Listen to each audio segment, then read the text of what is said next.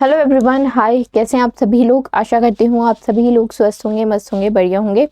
सभी की तैयारी बहुत अच्छी चल रही होगी। तो चलो आज के सेशन की शुरुआत करते हैं। थोड़ा लेट है बट या डेफिनेटली सेशन स्किप नहीं हुआ है और ना ही होगा आगे।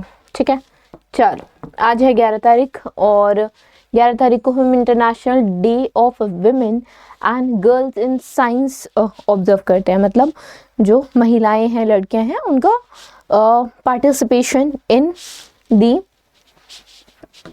साइंस। ठीक है, उसके basically that day is basically international day when we internationally celebrate with internationally or observe the role of women in girl in science। ठीक है, थीम इस बार की है unpacking STEM careers, her voice in science।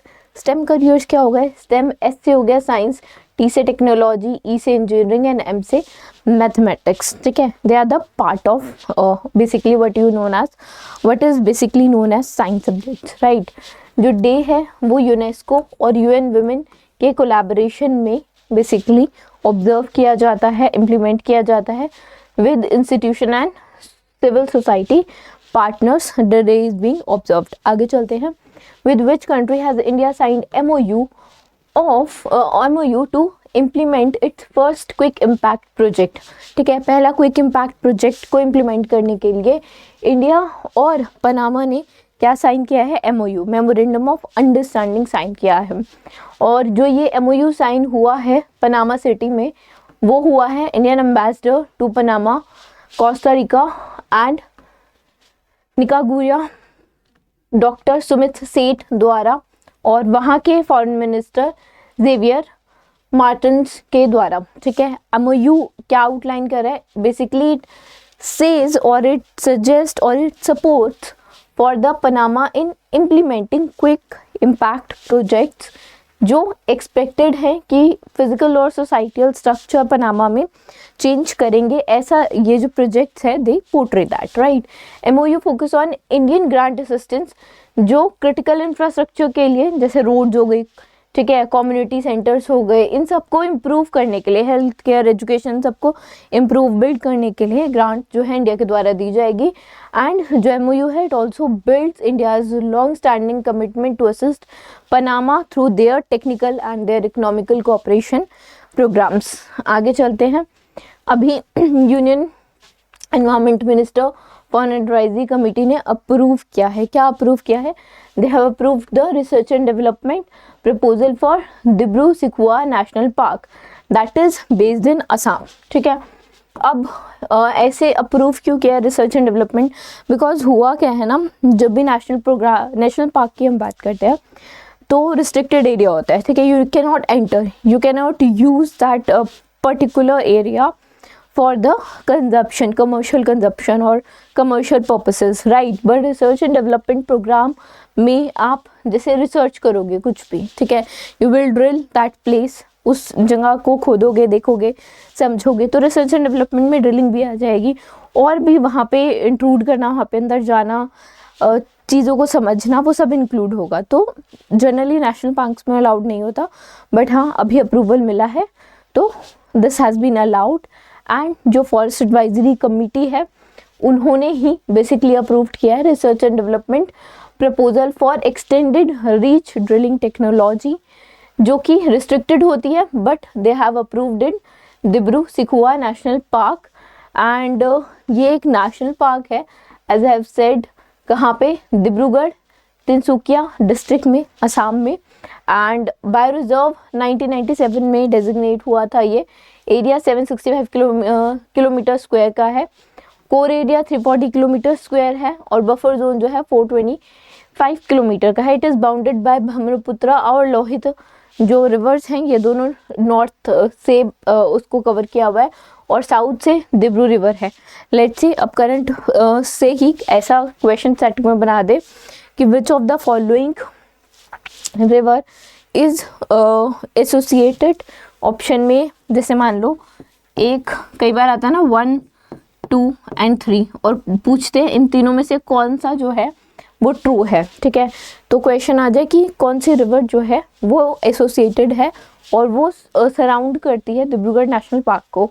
1 या 2 करती है, 1 2 3 करती है, 1 3 करती है, 2 3 करती है, सिर्फ 2 करती है, ऐसे करके मान लो you will be asked, so you should know. ठीक है, छोटी छोटी स्मॉल डिटेल्स जो होती है, माइन्यूट डिटेल्स जो होती हैं, they are useful, right.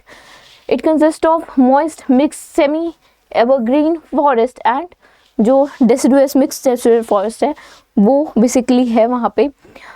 Tigers, elephants, leopards, jungle cats, bear, small Indian civet squirrels, Gangetic dolphins, slow lorises, Assamese, macaque, ये सब जो हैं वहाँ पे पाए जाते हैं। ठीक है, आगे चलते हैं। 32वां जो सेशन है इंडियन आर्ट हिस्ट्री कांग्रेस का, वो होस्ट किया गया है इंस्टीट्यूट ऑफ हेरिटेज नोएडा के द्वारा। That is a university under the ministry of culture. ठीक है, where is the Indian art history congress located. अब ये लोकेटेड कहाँ है? ये गुवाहाटी में लोकेटेड है। हेडक्वार्टर कहाँ है? गुवाहाटी में। ठीक है, it is headquartered in Guwahati, Assam.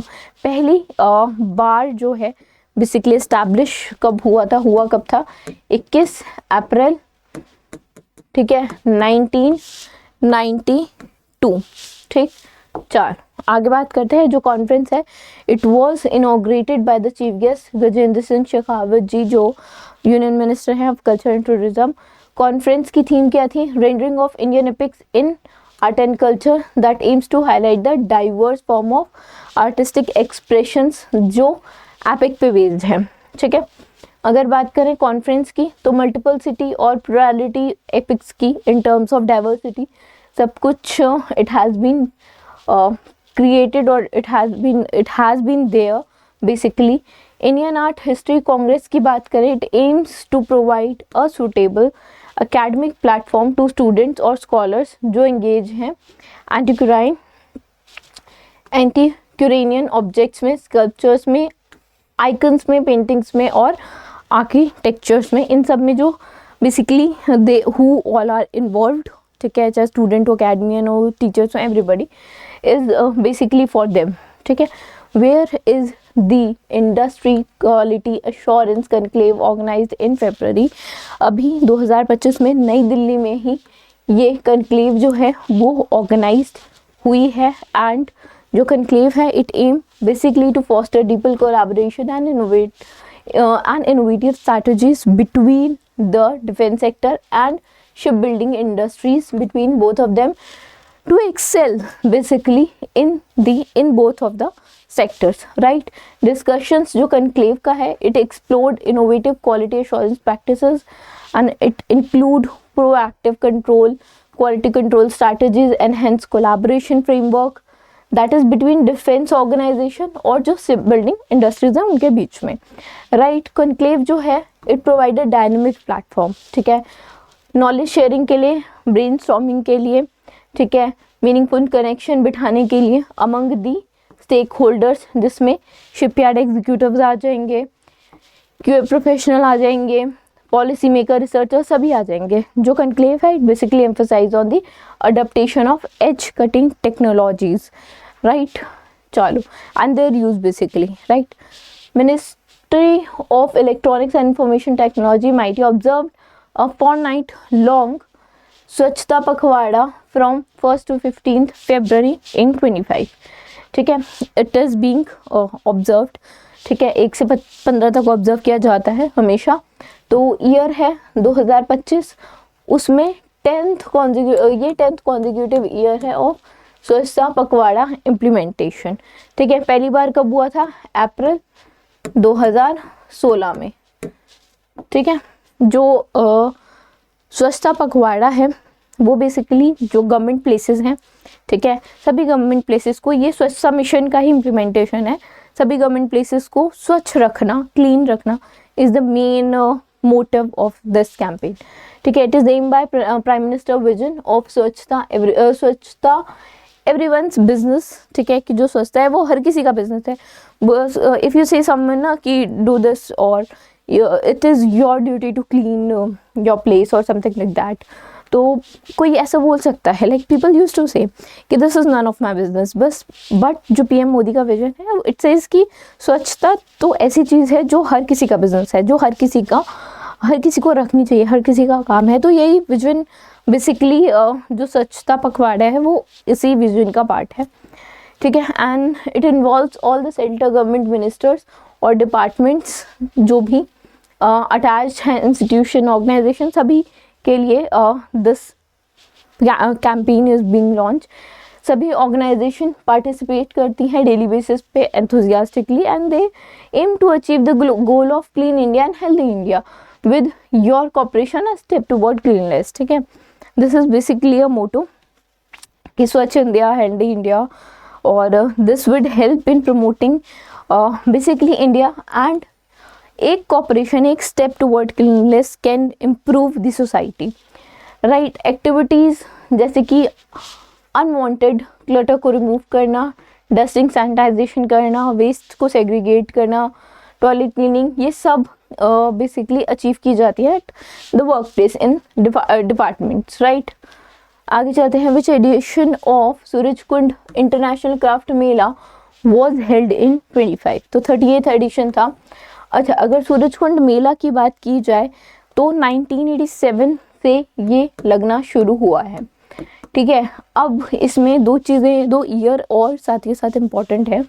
The first year is 2013, जब ये मेला जो है वो इंटरनेशनल लेवल पे पहुंचा था, मतलब internationally countries started to basically it goes at the international level. और अगर हम 15 स्टार्टेड टू पार्टिसिपेट, ठीक है, और अगर हम 15 की बात करें तो पहला रिमार्केबल अचीवमेंट था, बिकॉज उस टाइम पे 20 इंटरनेशनल कंट्रीज़ ने, ठीक है, या फिर सिंपली कंट्रीज़ लिखो कि 20 कंट्रीज़ ने पार्टिसिपेट किया था, ठीक है।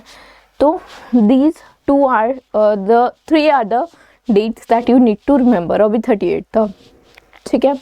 अच्छा, कब से कब तक ऑर्गेनाइज किया जाता है, ठीक है, जाएगा 7 से 23 फरवरी के बीच अब शुरू हो चुका है और 23 तक इट विल बी ऑर्गेनाइज्ड, ठीक है। It will organised by Surajkund Mela authority, Haryana tourism, in collaboration with union ministry of tourism, textile, culture, external affairs. और जो मेला है वो सूरजकुंड, फरीदाबाद डिस्ट्रिक्ट, हरियाणा में ऑर्गेनाइज किया जाता है। And it features around 1000 stall displaying handicraft, textile and cultural artefacts that is divided into section. एंड जो इंडियन स्टेट्स हैं वो पार्टनर स्टेट की तरह, थीम स्टेट की तरह बेसिकली हर साल उभर के आती हैं, और उड़ीसा और मध्य प्रदेश इस साल की थीम स्टेट्स हैं। और जो ऑर्गेनाइजर पार्टनर है वो दिल्ली मेट्रो रेल कॉरपोरेशन है। For this first time tickets जो हैं वो सेल की है DMRC ने, ठीक है। आगे चलते हैं, नेक्स्ट देखते हैं। During the world book fair 25 MOU जो है वो साइंड हुआ है between India sign language research and training centre and national book trust to convert 500 जो NBT स्टोरी बुक्स हैं, जर्नल रीडिंग मटेरियल्स हैं और भी बुक्स हैं into the accessible format for deaf children through the Indian Sign Language, ठीक है। तो 500 books जो हैं बेसिकली वो कन्वर्ट की जाएंगी उन बच्चों के लिए, उन लोगों के लिए, those who are deaf, that are who are not able to hear properly, ठीक है। MOU will convert, इस MOU के माध्यम से 500 जो NBT स्टोरी बुक्स हैं जिसमें रीडिंग मटेरियल और भी एंगेजिंग बुक्स हैं, वो डीफ चिल्ड्रन के लिए एक्सेसिबल फॉर्मेट में, the format that they can comprehend, जिससे उन्हें समझ में आ जाए, उस फॉर्मेट में ट्रांसफॉर्म होगी, ठीक है। MOU जो है वो कुमार राजू जो डायरेक्टर हैं इंडियन साइन लैंग्वेज के, उनके द्वारा, और युवराज मलिक जो डायरेक्टर है NBT के, उनके द्वारा साइन किया गया in presence of Rajiv Sharma जो जॉइंट सेक्रेटरी हैं। New Delhi world book fair जो है वो हेल्ड हुआ था 1 से 9 फरवरी के बीच में भारत मंडपम दिल्ली में, और ये कोलकाता बुक फेयर के बाद दूसरा सबसे बड़ा बुक फेयर है इंडिया में, ठीक है। सबसे बड़ा कौन सा है? Kolkata book fair. और पहली बार कब ऑर्गेनाइज किया गया? 1972 में, ये चीज़ भी याद रखना, ठीक है। ऑथर बताना है बुक का। I am a soldier's wife, I am a soldier's wife is written by Geetika Lidder, ठीक है।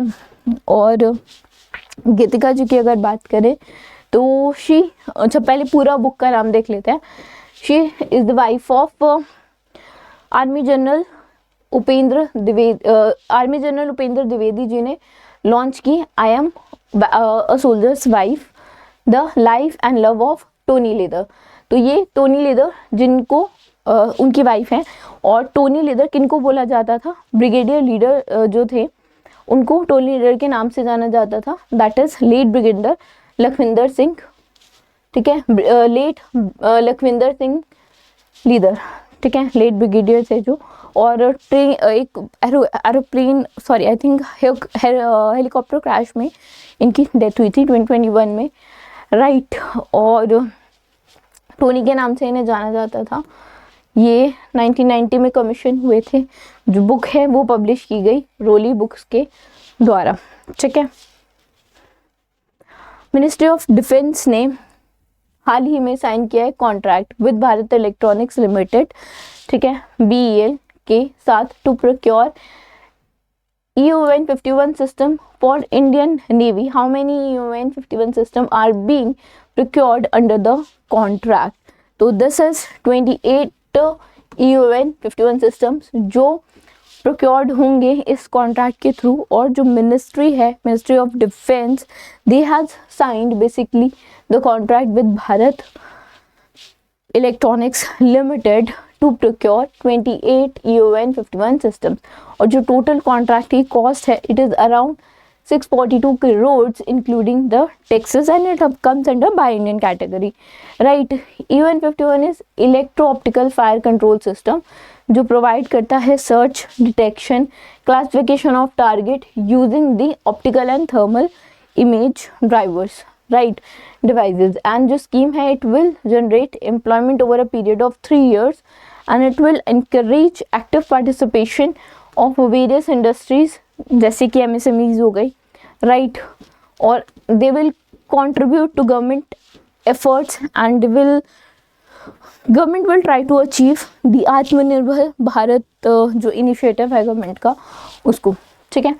बुक जिसका टाइटल है legacy of leadership naval chief through time was released during which of the following events. It was basically release during the Indian navy chiefs conclave 2025 and the conclave basically aims to gain from the collective experience and knowledge of the former chiefs जो रहे हैं and also update them on the latest development and policy initiative in the navy। जो exclusive session है वो conduct हुआ with मंथन on की issues और की interest that basically focus on open exchange of ideas on future of warfare and maritime strategies in evolving geopolitical landscape and HR paradigms।